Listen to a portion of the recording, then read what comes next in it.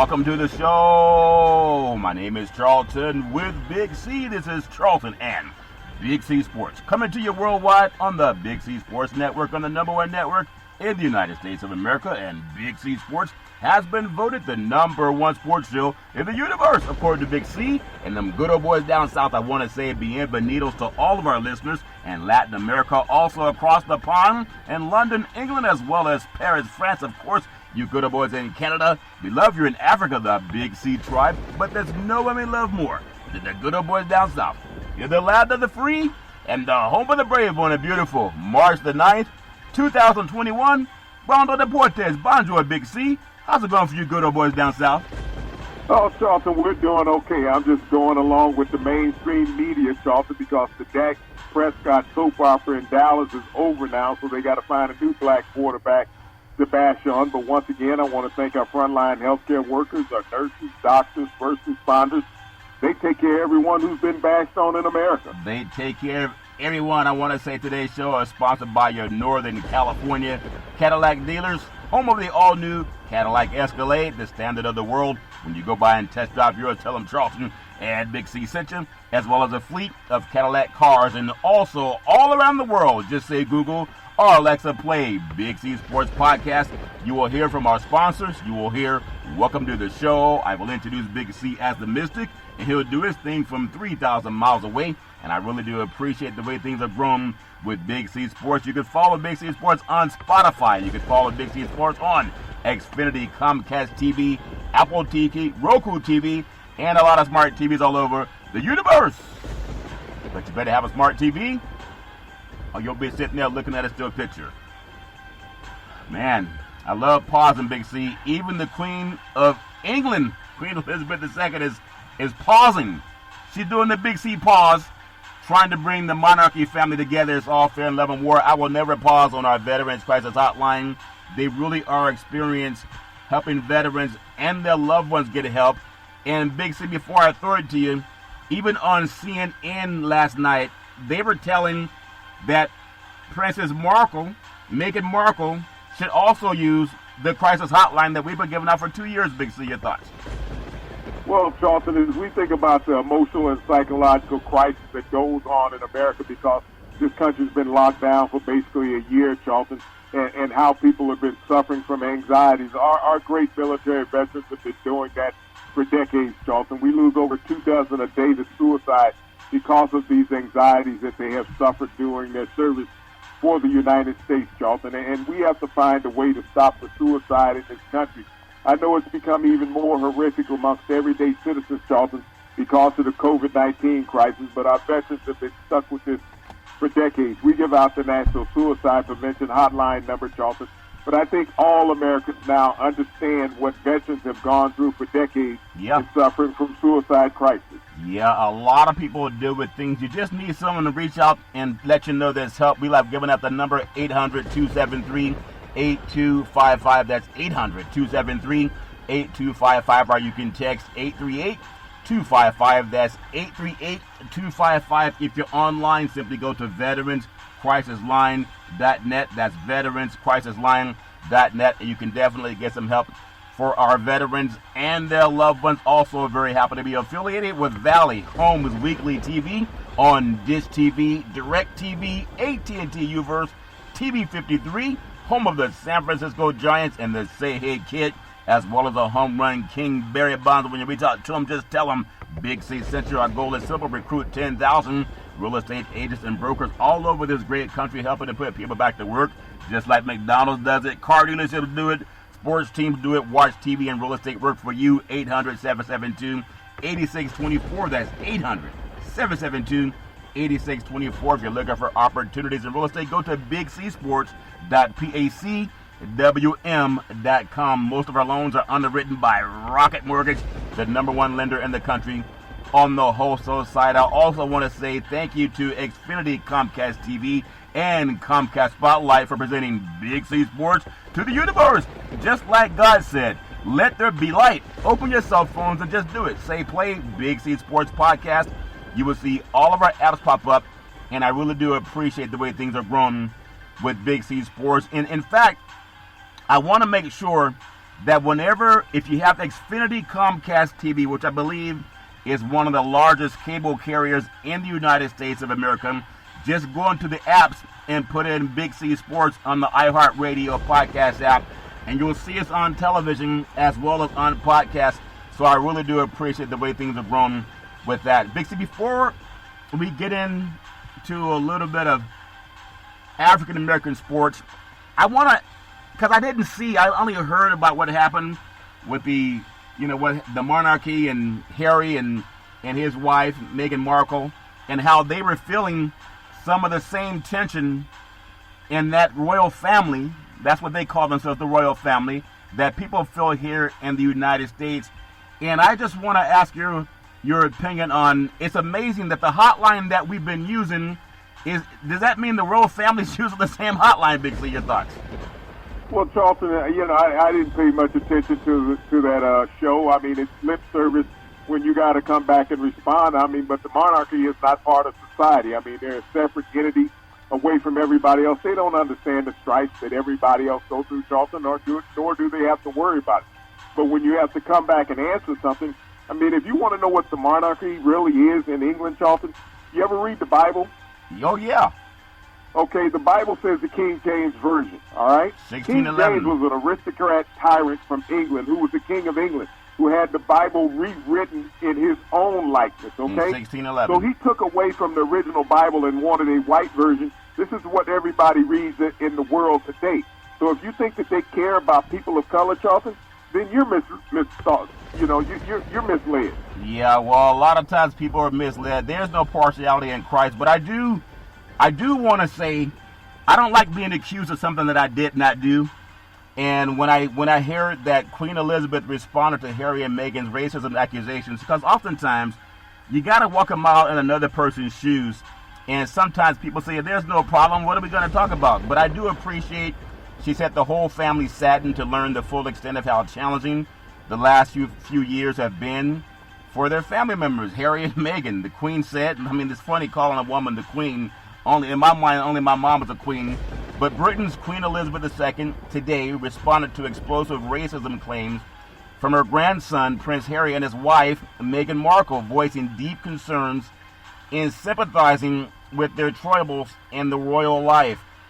Irrespective of what someone's skin color is, all life came from Africa. We just have different skin melanin, Big C. But I also want to take her up on her word, because sometimes people make mistakes. And some people are so egotistical, they won't even say they made a mistake. They double down on it. But she at least came out to the whole world and offered some sympathy and some remorse at the pain she's caused her own family, Big C. Even though they say someone else did it, nothing gets out of the print unless she approves it, Big C. Your thoughts?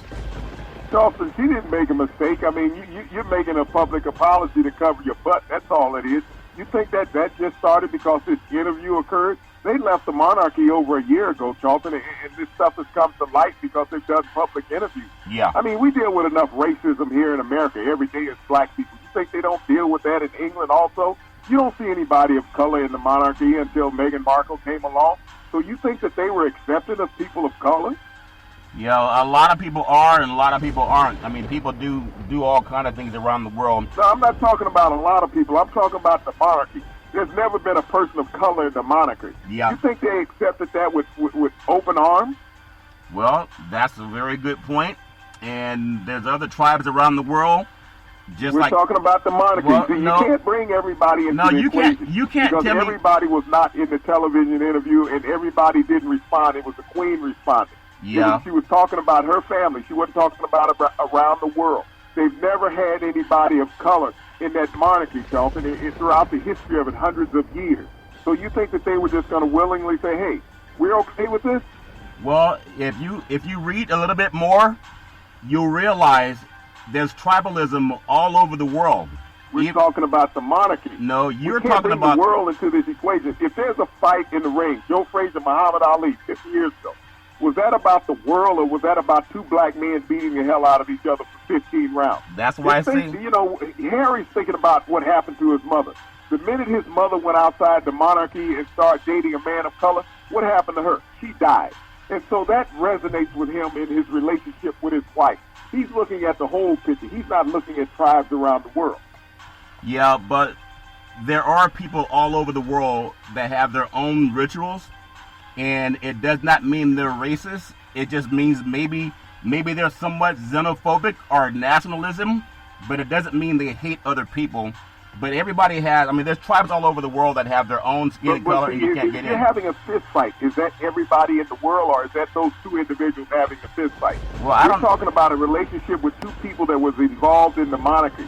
They didn't bring the world into it. It was just the monarchy. That's all it was. It wasn't a world event. It was an England event with the monarchy. And it was directed towards them. When Harry and Meghan came out, they didn't say the world. They talked about the monarchy. Well, she talked about racism. Maybe you didn't see the story, so maybe you can't expound on it.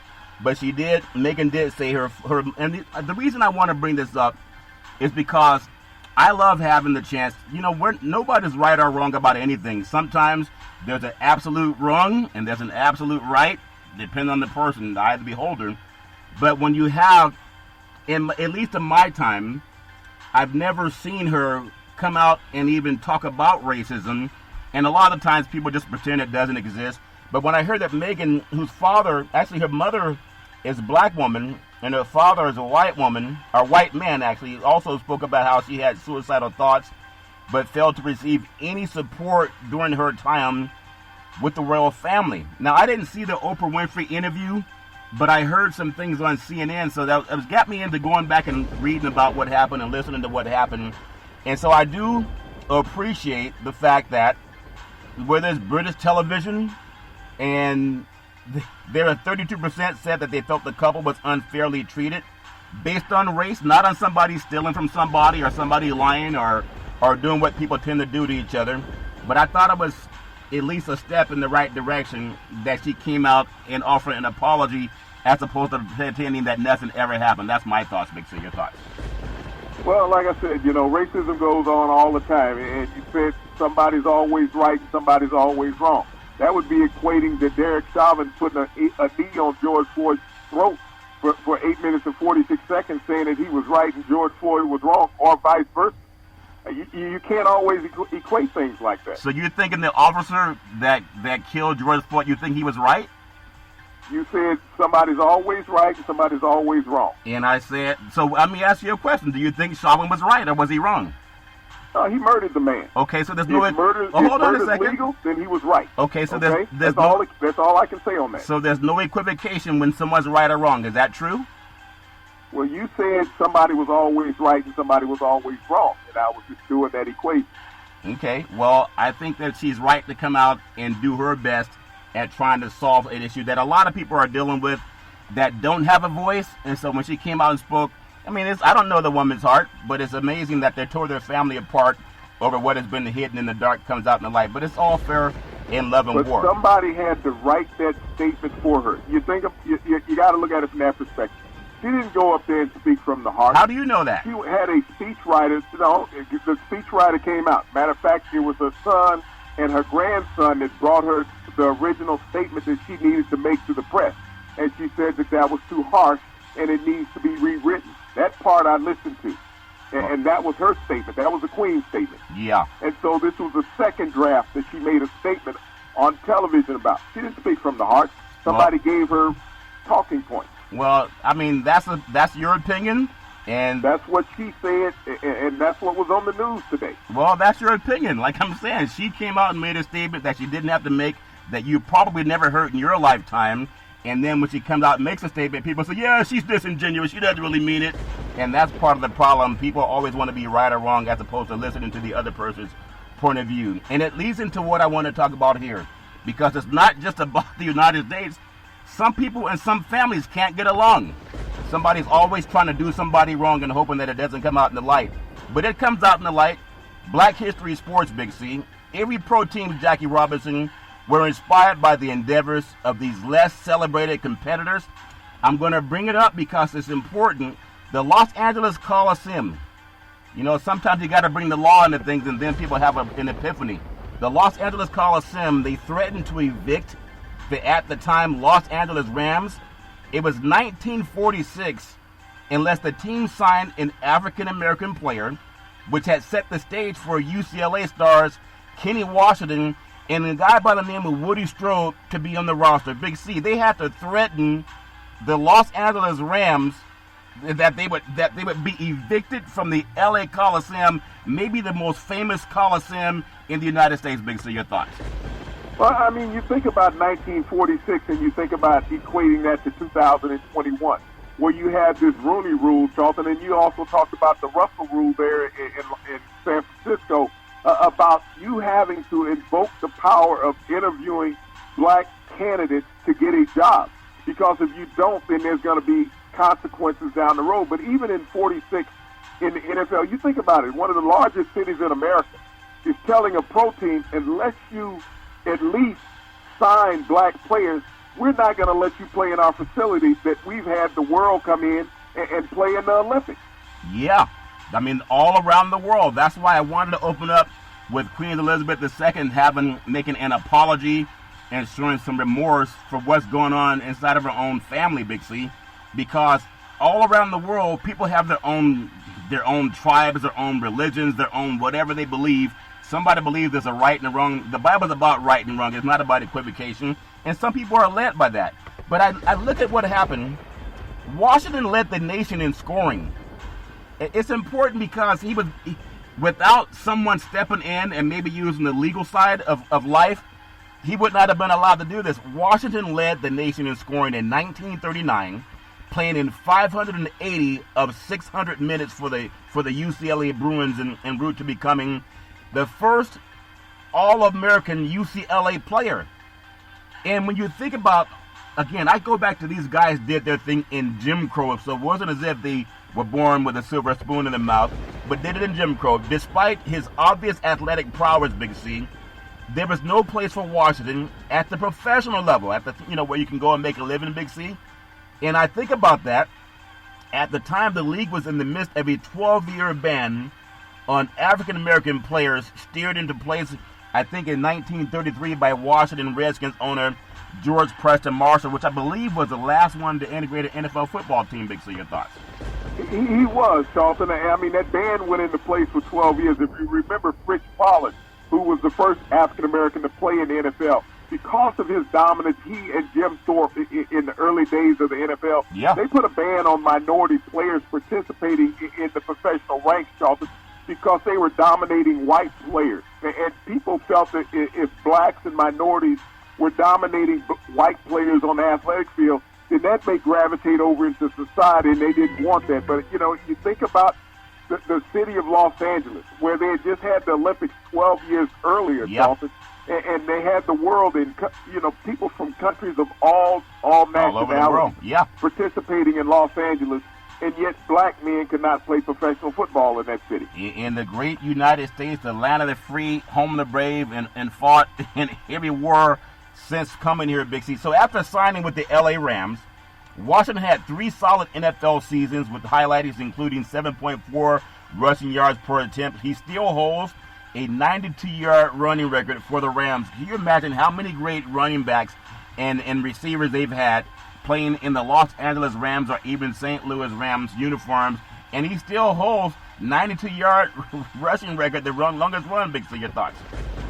I mean, you think about the greatness of him. I'm impressed by the 7.4 yards per carry. That meant that every 2 times he touched the football, you had his first down on average, y'all. And this is what white people were so fearful of, the dominance of the African-American athlete during those days, that no one could keep up with him physically and speed-wise, and how he dominated the game. Yeah, I think about something that I heard Marshawn Lynch in an interview with a guy from Canada, and they were talking about the Super Bowl when it was the Seattle Seahawks and the New England Patriots, and I think Marshawn averaged about 5 yards a carry in that game, but it got down to the 1-yard line. I think it was 2nd and goal from the 1, and they chose not to give him the ball, maybe because they wanted Russell Wilson to be the MVP.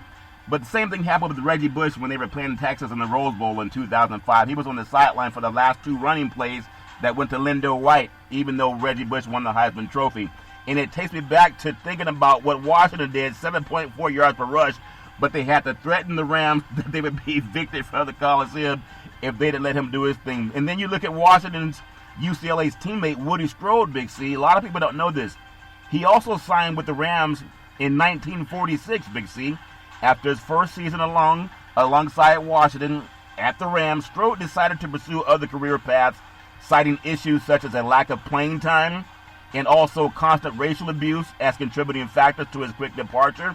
Strode went on to play a decade in the Canadian Football League, once being quoted by a reporter in 1971. Strode said, "If I have to go to integrated heaven, Big C," he didn't want to go. Big C, your thoughts? Well, yeah, I mean, you think about how great these athletes were, and there was another member of that UCLA football team, Charlton. His name was Jackie Robinson. That's right. He still owns the single-season average yards per carry record in the NCAA. Jackie Robinson averaged 11 yards a carry when he was a running back at UCLA. Yeah. So you think about those three great black gentlemen, Charlton, that were playing on that team at that time, and they could not get a job in professional football at that day. Woody Strode went on, as you say, to play in Canada for a decade, but Woody Strode was the first black athlete, Charlton, to really cross the color line when it came to acting. He left the field of play, Charlton, and became well known in Hollywood in many movies, starting in the 50s, when you think about that he was in the movie with Charlton Heston, you know, The Ten Commandments. But he was the beacon that led Jim Brown and other great football players to leave the game to show that they could earn a living in Hollywood and not get beat up and abused. I know. We talk about what Dak Prescott had to go through, and some people are actually on the mothership saying, he's not worth it, he's not worth it.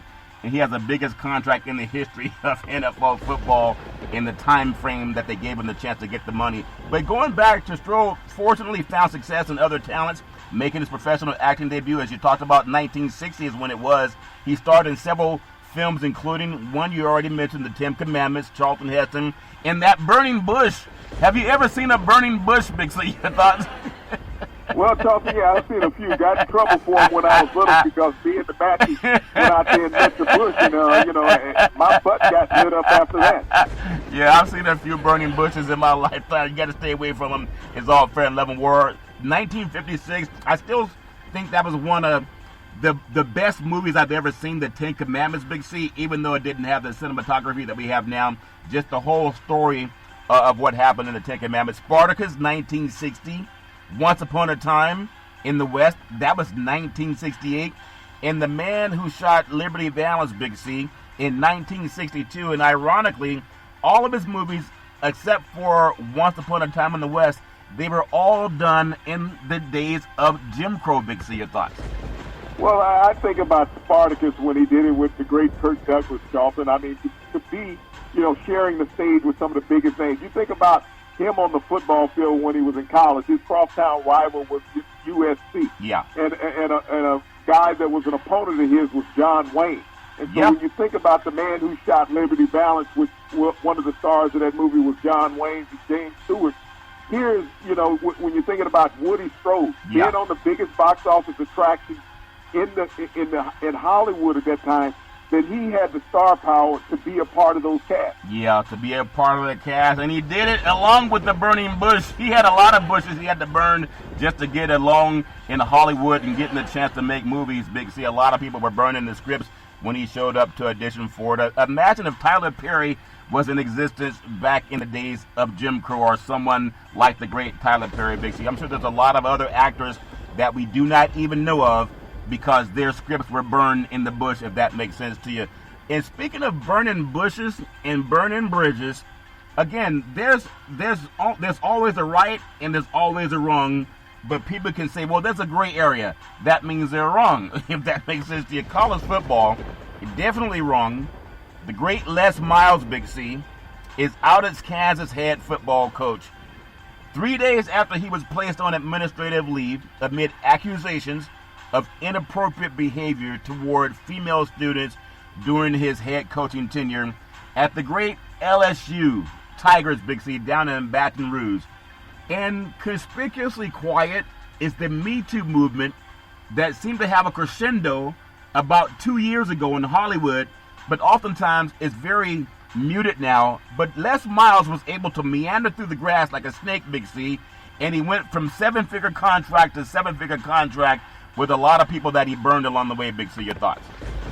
Well, Charlton, I'm just curious about the University of Kansas and who vetted Les Miles, who interviewed Les Miles and did not do a background check on Les Miles. Because when you look at the report that came out, Charlton, that was released by the university, Les Miles had an apartment where he was trying to lure young female students to all the time, Charlton. Yeah. And he had several complaints about that, Charlton, and I believe that was part of his ouster from LSU. It started back in 2013, and the president asked, for him to be fired. But when you're normally the highest paid employee in a state, it's very difficult to get rid of them, Charlton. They have a lot of power. Yeah. But he was eventually let go, and I believe that was part of his reason for leaving LSU. Wasn't just because of his record on the field, because he was winning. Yeah. But you think about his tenure at Kansas. He was only 3-18 as a head coach at Kansas. There was no reason to have him around at all. No. But what pisses me off about this, Charlton, you're going to tell me in the time that you were out there interviewing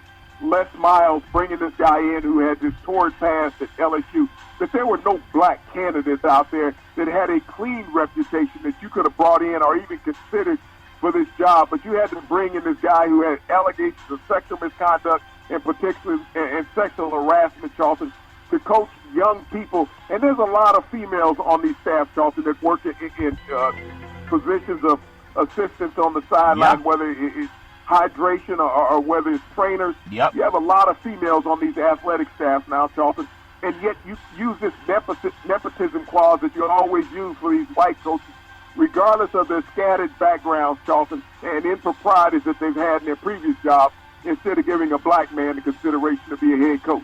Yeah, I remember when I was playing football, we had athletic trainers, men and women, that they just knew how to work your body, get it back into shape, get rid of the aches and pains. And I think about it because, at least when I, in my own eyes, you just want people who can fix your aches and pain, whether you go to a dentist or whether you're going to someone that's at a university or a professional football team to make you feel better. You want someone to take care of your aches and pains. And it's a shame that some women have had to actually pull their pants down to get a job and to keep a job. And every woman knows if she's had to go through that pain. Most men have never had to deal with that. I'm sure some have. But that's always sickening, especially being a man with a daughter and a mother and a spouse. And just, it should never be tolerated. But Les Miles found his way to, like that snake that slivers through the grass. The grass was cut too high, and he was able to get through. But I want to bring you to something before we get up on the Big C pause. And it goes back to the Queen Elizabeth, the second, and of England. And I think about how she came out and she apologized for the hurt and the pain that was caused by her own family. And obviously, people can say, well, she was contrite or that she was just reading the script. Everybody has their own opinion. But I want to take you down to the great state of Texas, the last state that freed the slaves in the United States in 1865, Big C. Texas Boosters. A good old boy. His name is Greg McDermott. I'm sure he's very proud of himself. He and others in college sports are telling us who they really are. And I really hope that African-American students are listening. I really do. Part of the reason that the current generation of teenagers and young people are so effective at organizing marches or protests is because they've grown up with social media. And you can do something foolish now and people can see it on their cell phones in a matter of moments. Aspiring student athletes, they're seeing these things on apps and elsewhere. Just give me your feeling before we come up on the pause about how they're so blatant about their discrimination. Basically, your thoughts. Well, Charlton, if we think about all the social activism that took place over the summer here in America, it was led by social media. You can't hide things from young people now.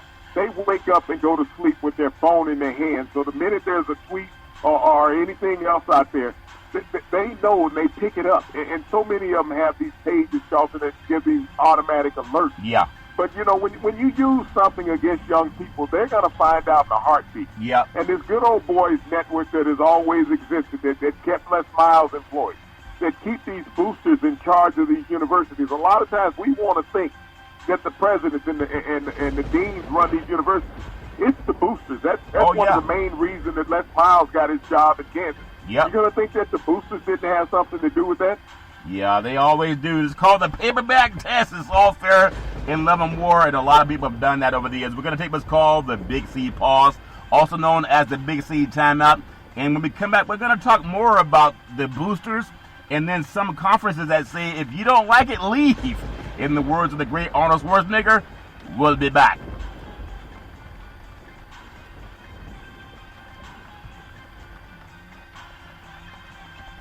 All right, we are back from the Big C pause, also known as the Big C timeout. You can follow Big C Sports 24 hours a day, 7 days a week on the #1 podcast network in the universe, iHeartRadio podcast. You can follow Big C Sports on Apple Podcasts. You can follow Big C Sports on Google Podcasts. There's so many apps, and I really do appreciate the way things are growing with Big C Sports. I also want to say thank you to Xfinity Comcast TV and Comcast Spotlight for presenting Big C Sports to the universe.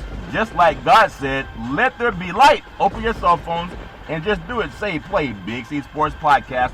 You will see all of our apps pop up, and I really do appreciate the way things have grown with Big C Sports. You think Queen of England, you think she follows Big C Sports because she's also talking about race, Big C? Your thoughts? Well, Charlton, I don't think so. I mean, when you think about all the media in Britain today, Charlton, they were anti-Harry and Meghan because they're saying the monarchy would not be that way, Charlton. Yeah. But this is because you've been blindsided by something that came out that was truthful. Yeah. And the left-wing media can't stand that. Yeah. Well, the right-wing media. Yeah. Sometimes left and right. Like in the boxing, they got to hit you with the left, then they hit you with the right. It's all fair and love and war. But down in Texas, University of Texas athletic boosters threatening to pull. That means to take away the financial donations if their school, the Longhorns, the Burnt Orange, if it doesn't make it crystal clear. I told you this, either right or wrong, Big C. In the eyes of Texas, the school's antiquated fight song that has racist origins will continue to be sung by players and fans per tradition, Big C. And even Queen Elizabeth, she understands what that means, Big C. Your thoughts? Well, Charlton, when that song was originally introduced for the University of Texas, it was one of those minstrel songs where white people dressed in blackface to perform that song, Charlton. So it has nothing but racial overtones about the song. And so people, because of this social media awareness and awakening now that we have in this new millennial here in America and around the world, they now understand the basis of that song. But white people have always been appreciative of it because it denigrated black people being sung. Yeah, and a lot of people say if you don't play it, we will take away our funding. And that's crazy. Creighton's men's basketball head coach, maybe Queen Elizabeth can talk to him also, some of those boosters down at Texas, but Creighton, the men's basketball head coach, Greg McDermott admitting to using the never heard before and hopefully never ever heard again words, Big Z. Sounds like the guy that owns Papa John's, and then needs everybody to stay on the plantation. I can't have anybody leave the plantation. His words, supposedly for the first time ever when addressing his players, half of whom are African Americans, during a recent loss. I think just like now, I tell everybody, record every conversation when you're having a business conversation. My father told me that because the dirt comes out in the wash, Big C. Your thoughts? Well, when you tell your black players on the team, we can't have you Negroes leave the plantation. We need everybody to stay on track. I mean, I don't know what that means, Charlton, when a white guy is telling black kids that, Charlton, but the school suspended him. But the school also re-implemented him yesterday because the team made the tournament because of these black players. So you needed to have this coach there keeping those players on the plantation. Yeah, well, there's a video with a white man, Louisiana Lafayette strength and conditioning coach, literally walking on football players, Big C. All but two of them were African-American, Big C. And I think they had something where they do these wall sits with 45-pound plates, which is just a little too much, in my opinion, for strain, and it's not as safe as it could be, Big C. However, many NCAA programs, they see their student athletes and they treat them the same when it comes to weight conditioning, Big C. Your thoughts?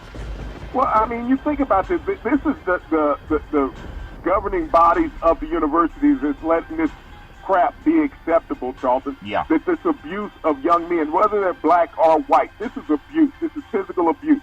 That you're putting a physical weight on somebody's body, and then you're walking across this as a human being. Yeah. They did this to slaves, Charlton, back in the 17 and 1800s in America, where they walked on them like they were a piece of wood or a stone. And yet you have coaches here in 2020 and 21 walking on student athletes, Charlton, like they're an inanimate object. Yeah, maybe the Queen of England can come out and apologize for them, Big C. And we talk about it all the time, and everybody has their own opinion. If you're a black student athlete, we just had the NBA pay homage to the HBCUs, and they have their own form of indoctrination into some of the frat brothers or the sororities that I've always walked away from. And some people might say that's just as bad, Big C. But if you're an African-American student athlete or a non-black student athlete committed to fighting racism, or even a parent, like Queen Elizabeth came out and she admonished whoever was causing the pain within her family, but it existed a long time before she came out. So how do you look and think about sending your kids to some of these schools? You let them toil for free in a place that doesn't care about the humanity. And a lot of parents, like I always talk to you about the SEC that you brag a lot about, you can't get a job if you're a black man coaching those teams, but you can sure come there and let them humiliate you to make you bigger, stronger, and faster, Big C. Your thoughts?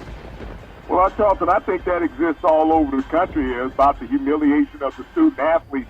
And I've always said it's the parents' problem as much as it is the coach's problem. Because you have to have enough of a relationship with your child to understand what was going on. I know I talked to my parents all the time when I was in college. And there were things that went on back in those days, Charlton, when I was in college that was egregiously done by coaches. I stood down a few coaches a few times when they tried to pull that crap with me. And I'm like, hey, I'll lose this scholarship, but if you do that to me, I'm going to hit you back, period. Yeah. And so I never had to go through some of those things that my teammates went through who were black and white during those days. But that came from my rearing at home, from my parents, telling me that I did not have to accept, that I had to be a person before I was anything else. And so I stood down those coaches when they tried to attempt to denigrate me like they did my teammates. Yeah. And I think that's something that's lacking from lack of parental guidance. When you see an athlete that will stand for that when he's off from home, is that parent didn't have enough input with that child for them not to accept that abuse. Yeah, sometimes people are just trying to live. They're just trying to get through the day, Big C, and they may trust when somebody says they won't do them wrong, but people tend to do that. I think I've always said, too, if you're going to go out and just announce what you really think about people, whether they're black or white or Hispanic, people of color that aren't performing for your entertainment or performing in a way that you're happy with, or fighting against your belief that you own them because you donate money to the college and they can compete for you. But like in the SEC, you can't get a job as a black man as a head coach. They just won't tolerate it. They'll not tolerate it, Big C, but they give you a hat if you help Alabama or some of those other programs win. But I've always said that athletes at all levels, they're starting to realize the power they have, and mostly because they have the power in their hand. It's called a recorder. It's a cell phone. It can take pictures and record voices, Big C. Most Division I college athletes, there are no millionaire state employee coaches without them. Think about that. A lot of these coaches, they're the highest paid state employees in those states, Big C. And without free labor from primarily African-American athletes, they wouldn't make that money. There'd be no games. There'd be no billion-dollar rights deals. There'd be no television networks to help line the pockets of coaches who are all white in the SEC, the athletic directors, and the conference commissioners. It's like culling, Big C. They take it all off of the top, but they don't let you get a job if you apply, Big C. Your thoughts? Well, Charlton, I know in all 50 states in America that there is a coach on a team, whether it's basketball or football, who is the highest state employee, highest paid state employee in all 50 states in America. So that possesses some power, Charlton, and you don't get much drawback from legislators and elected officials because the power you wield as a head coach. Yeah. But it also comes back, Charlton, to those parents' lack of input on their children, because you have many choices of where you want to go to school if you're a top recruit in this country. And if you choose to go to a university that lacks respect for you as an individual, then that comes part to your rearing and upbringing, because you've been turned out to this university and you've been let go by your parents. Yeah. And they gave you plenty of options to look at. Are you looking at it for what you hope is exposure as your child, or are you looking at education first? And many parents are not looking at education first, Charlton. I know a lot of kids transfer nowadays out of university once they get someplace and find out it's not exactly what they thought it was going to be, whether it was playing time or social atmosphere.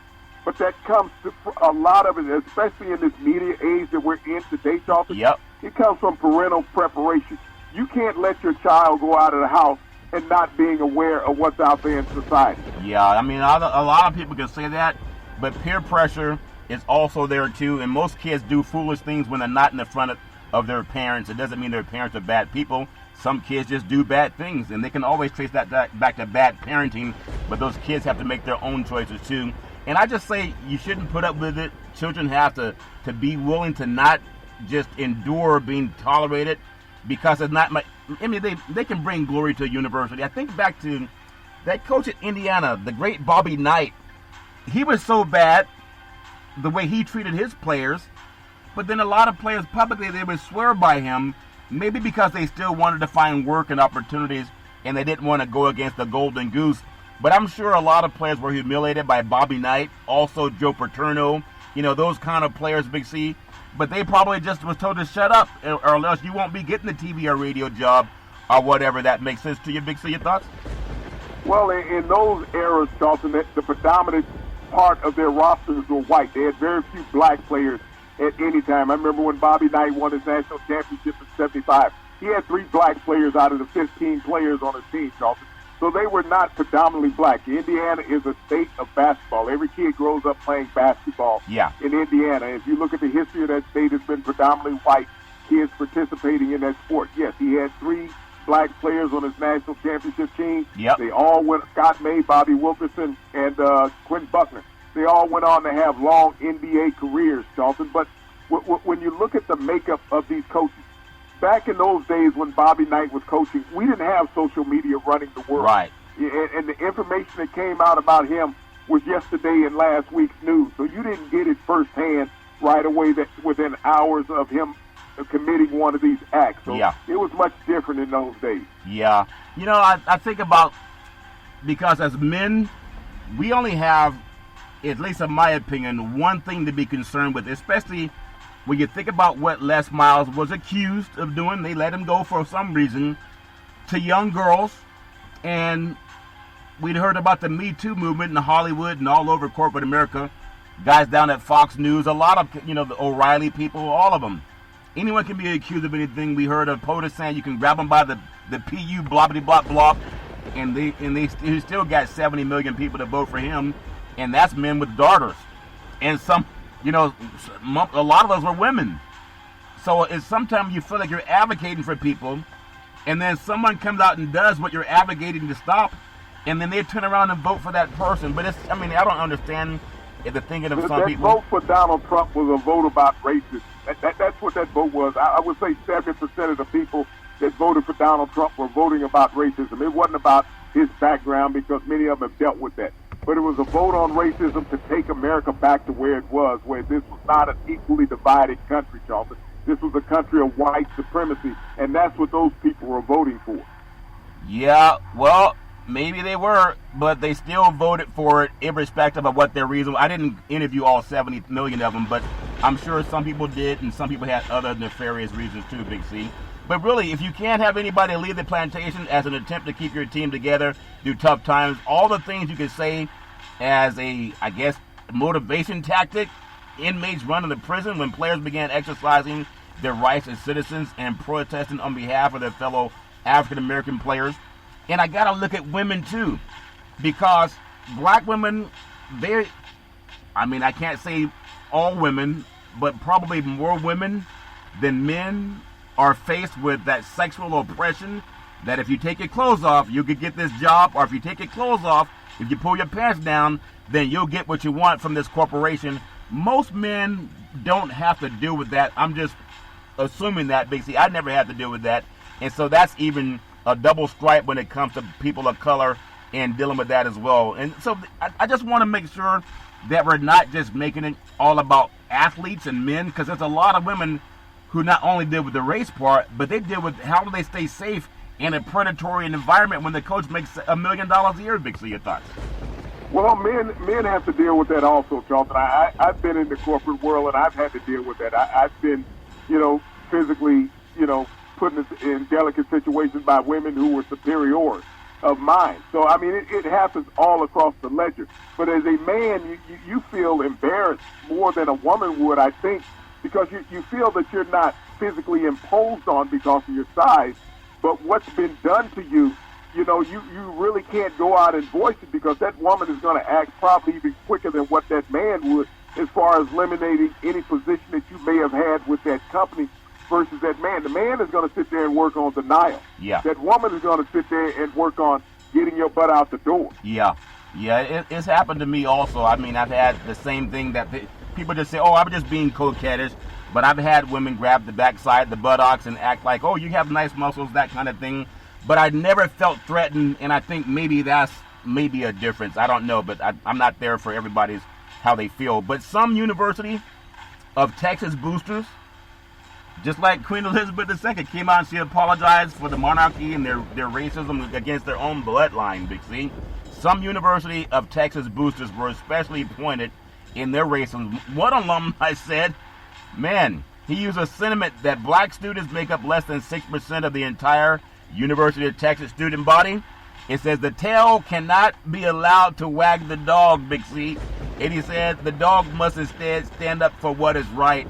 And it's amazing that they recruit so many African-American athletes and they have this type of vitriol behind them. And people say, oh, you guys are just complaining about race, Big C. Your thoughts? Well, you said Queen Elizabeth came out and apologized. Did Donald Trump ever come out and apologize for his abuse of women and his racial vitriol to blacks in America? We can sit there and talk about what went on across the water, but have we ever got that apology in America as a culture? No, and I guess he said he didn't have to. He said he could get away with it. Okay, so why should we even be worried about what goes on across the water? We need to be worried about what goes on in this country when we got a president that uses that against the women of this country and the black people of this country, and he never apologized, nor will ever any Republican senator come out and apologize to black people for the racial vitriol and separation that they put on in this country. That's what I'm concerned about, not an individual over across the water, but what we've had to live in for 400 years in this country, Charlton, that white people refuse to say that they've done to us. Yeah, but at the same time, you're right to have that feeling. But if you say, don't worry about what happens across the world, just focus on your own backyard, I think people around the world do follow Big C Sports. And I love advocating for people who are open to listening, and especially when it comes to women. I want to make sure that we can talk about racism, and that's horrible. But even more sinister than that is where women have to deal with their own safety and not being assaulted physically. And they come in all shapes and colors, and that's something that no woman can get away from, especially in a male-dominated society. And I think that goes on all over the world. So that I love bringing that up. But it's amazing. It's a worldwide problem. Yeah. But if you can't correct the problem in your house, how can you correct the problem outside of your house? And that's what I'm saying. For us to be the leaders in the world of what we do, we have to get things straight here. Yeah. And then we can go out and tell the world how they should act by us leading the way. They follow our example. And the world has watched the example that has gone on in America forever. And if they can say that the greatest country in the world is led by racism and division, why should any place else in the world be different? And that's why I disagree with you saying just focus on what's on in your own backyard. America is supposedly the shining light of the world, the last beacon of hope. Obi-Wan, you're our only hope. And I believe, at least with my voice, I like to speak things that help people all over the world because that also affects the backyard. But I want to finish up with Texas, and then I want to finish off with Texas pride and joy, Big C. Another wrote that it's time for you to put your foot down and make it perfectly clear that the heritage of Texas, University of Texas, right, will not be lost. It's sad that you are offending the blacks. It's not my words, but this is what some of the boosters said. As I said before, the blacks are free, and it's time for them to move on to another state where everything is in their favor. And I would just say to those young black kids, you can come out to the West Coast. People tend to be a little bit more open-minded. I just think it's time for black students and student athletes considering Texas and other schools who harbor such disdain to maybe take the advice, and when someone's barking at you, maybe listen to that dog, Big C. Your thoughts? You know, and that's something that I've always been a staunch advocate of, Charlton. I've been a staunch advocate of the HBCUs, Charlton. For years, that's the only place that blacks could play college football prior to desegregation. The HBCUs were strong. They were the number one pipeline to the NFL. Yeah. If you wanted to get there, go to an HBCU. All of a sudden, integration came along, Charlton, and built the HBCUs out of their prime athletes. They called the top athletes off the top. Took the money from the HBCUs, just like the Negro Leagues in baseball. Yeah. If you take the best, then people will stop showing up and giving them the money. Yeah. We saw the celebration of the HBCUs at the NBA All-Star event in Atlanta last weekend, Charlton. Amazing. And I would like to see a larger influx of athletes going to the HBCUs. I know we're getting some larger name coaches now, Charlton, former NFL players Yep. that are going back to these universities and helping out, being able to recruit players. But the television networks need to do their part, Charlton, and make HBCU games part of the mainstream. Get them on prime time. That way some of these top black athletes will go back to these HBCUs, Charlton, and they won't face as much racism that goes on. I mean, there's a lot of black universities in the state of Texas, Yeah. and they would not have to deal with that crap wearing the burnt orange. Yeah, sometimes the paper bags are a little bit bigger at the Power 5, Big C. It's all fair and level more. I want to touch on the NFL when it comes to dealing with maybe you're not really welcome, but they kind of, you know, sometimes if you stand your ground long enough, you get what you want. Dak Prescott, he did not cave, and it paid off for him, Big C. It's a long time in the making, but touchdown Dak Prescott, Big C, finally got what he wanted from the Cowboys. With a long-term deal, he'll earn $160 million over 4 years. He's reportedly going to earn a record $126 million. That's guaranteed, and a no-trade clause is included in his contract. He's going to make $75 million in his first year of his contract, the most of any player in the history of the NFL universe. Big C, your thoughts? Charlton, I never saw so many pissed-off white broadcasters as I've seen today when Dak Prescott's contract numbers came out. I'm hearing people, he's not worth it. How can you pay him that? He's not white. You're only supposed to give white quarterbacks that type of money. He's never won a Super Bowl, and I started counting up how many white quarterbacks that have had franchise contracts have never won Super Bowls. Yeah. And Dak falls right into that line. He's half white. He's mulatto. His mother was white. But, you know, the vitriol that came back, the hatred of these black men who get these big contracts. When you think about it, Charlton, Patrick Mahomes, Dak Prescott, Deshaun Watson, Russell Wilson, those quarterbacks, 3 of them, you've heard nothing but negativity about them this entire offseason. Yeah. And as I look around the NFL, Charlton, you got 20 white losing quarterbacks around the NFL. But I've heard nothing but negativity about these 3 black men the entire offseason. Well, they're going to be with other teams. They're going to be gone. They're going to be traded. They're disgruntled. But the white guys that have done that stuff, we never heard that talk about your cousin who's in Minnesota playing quarterback now. Yeah. The whole time that he was milking the Washington football team and never got to the playoffs. And people are saying, well, you know, he's worth the money. You know, and so when I think about that, I praise Dak Prescott for sticking to his belief as a black man, said, no, I do not have to settle. Those days are done. Yeah. I don't have to sit here and accept the crap that you want to give me and tell me I need to give you a discount because I let you play on my team. Yep. But there's 30 other teams out there would happily take him as a quarterback. Yeah, I see the vitriol in the dog whistles also. A Mississippi State product. Prescott been the Dallas starter for the last 5 seasons after being drafted. He was drafted in the 3rd round of the 2016 NFL draft. 4th round of the NFL draft in 2016, and he's a 2-time Pro Bowler, has 106 passing touchdowns, adding 24 on the ground. Prescott has 47 wins, 27 losses as a starter for the Dallas Cowboys since 2016. He's also 27 years old, so he's a young man in the middle of his prime. And this prior to this deal, touchdown Dak Prescott played on a 4-year contract worth $2.7 million from 2016 to 2019, a $31.4 million franchise tag in 2020. and adding to his signing bonus and incentives, that meant his career earnings through the deal would be worth $196.3 million. Big C, your thoughts? Charlton, you know the media never cried when Jerry Jones was paying Tony Romo. Tony Romo had never won a playoff game. Couldn't even make the playoff. Yeah. And he was getting money from Jerry Jones. Jerry was happy to pay Tony. Matter of fact, Jerry was trying to bench Dak in his rookie year, having the best record in the NFL because he wanted Tony to be the face of the franchise. Yeah. You got to understand that Jerry Jones is still a good old boy. And the thing that hurt him the most, even though he built the citizens of Texas during that freeze a couple of weeks ago and made $1 billion out of it, Charlton, through his energy company, and didn't give any relief to those people of the state of Texas, he did not want to have to concave into a black man more than anything else.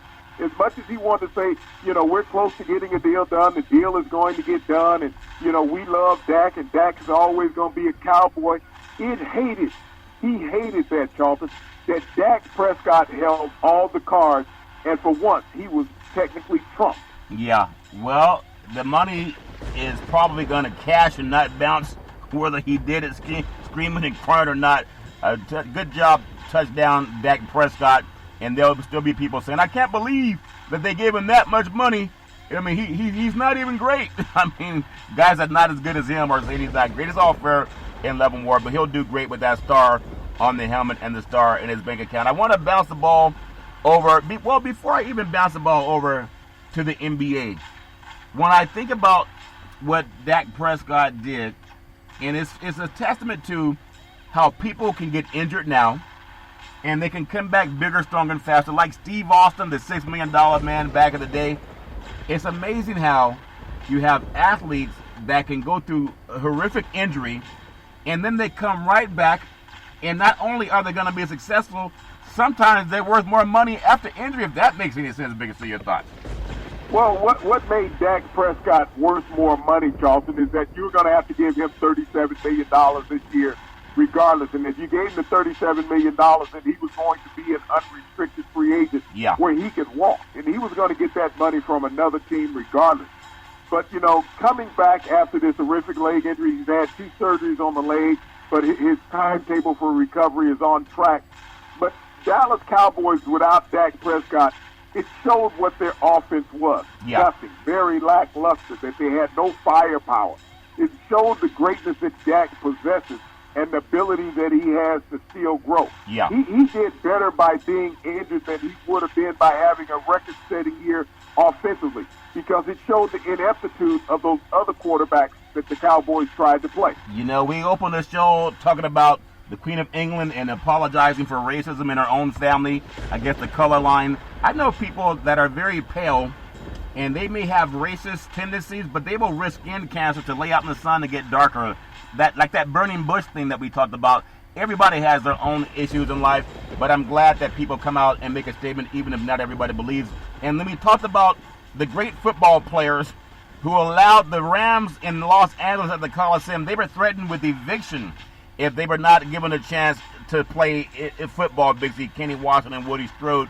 It's all fair in love and war, but I really appreciate men of color standing up for their rights, even if they're deep in the heart of Texas, where all the stars shine bright deep in the night in the heart of Texas. What a joke of a song. NBA basketball, Golden State Warriors, they're interested in acquiring the Houston Rockets guard Victor Oladipo, Big C. Oladipo is set to become an unrestricted free agent. Another guy trying to get out of Texas, Big C. And he's an unrestricted free agent this offseason, averaging 19.9 points a game, so 20 points a game and 5 assists per game. And also joining the Rockets via a trade from the Pacers. That happened in mid-January. He shoots 39% shooting percentage with Houston, the lowest mark of his career, and the Warriors are not expected to have significant cap space, but they're going to try to sign the 2-time All-Star guard, allegedly, this summer, and because of previous deals, they're limited in the draft capital, and they could send him back to the Rockets. Big C, your thoughts?